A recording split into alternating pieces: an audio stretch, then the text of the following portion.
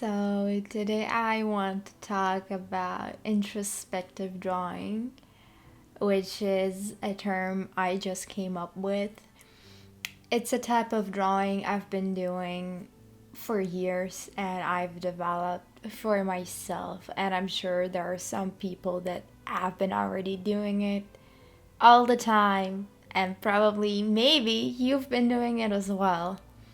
But I want to talk about it and what I mean by it and how it can actually help you potentially. So, the purpose of this type of drawing is to start with a blank page and not have an idea of what you're going to draw.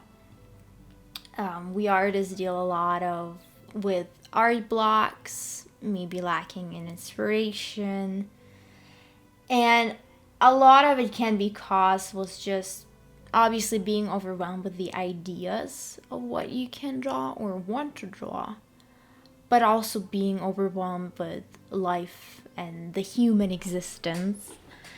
Now, in such cases, what people usually do is not draw. It's a very simple solution. However, maybe you still feel your hands itching like I do a lot of the time. And you want to draw, but you just can't, or you don't know what, or how, or where, or when. Introspective drawing reduces it and reduces all of the problems because you start with a basic paper and any pen that you need. You don't need anything special for it because the technique is about introspection, as the name implies. So you start with no idea. Well, what are you even drawing them? You might ask yourself, like, how do I still overcome this syndrome, the blank page, fear, anxiety? You let your hands guide you, and you let not the result be the guiding principle in your art. You just let this desire lead your hand, create the lines. The point is not to create a beautiful piece, although it may occur, obviously. The point is to draw for drawing's sake and not anything more or anything less. It can be more, however, and it most likely will turn into more in the process, but it's also, there is no shame in just drawing a crappy little sketch. We all do. We probably all did in school. We get bored and we already have a pen in our hands. Might as well just scribble something, right? This is similar. But the difference is that you're really narrowing down your focus on yourself and your thoughts. Because when you stop thinking about your hand and where to put the next line, what even to do, what am I even drawing? I don't know. Now you focus on the inner voice. You hear that inner noise, you listen in on it, but you don't let it overwhelm you. And maybe to some of you, it sounds like meditation, and it actually might be.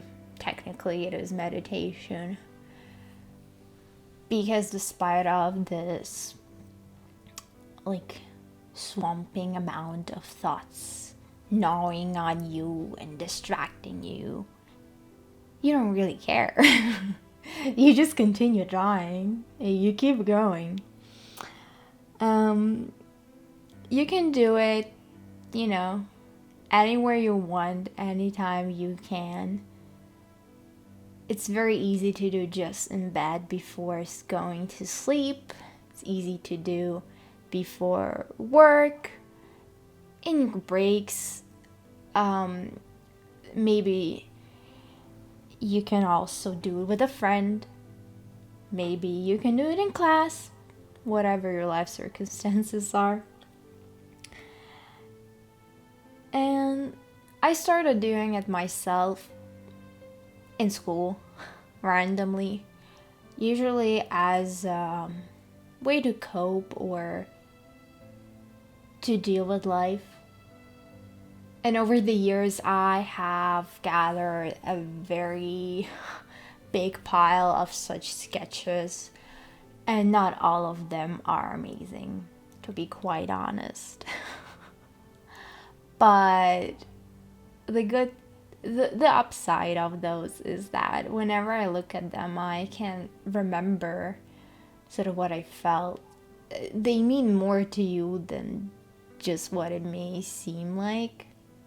It means more because it represents a piece of yourself that is ephemeral, that you will no longer be able to go back to take back, because this piece of yourself existed only during the time that you were drawing. And that's beautiful.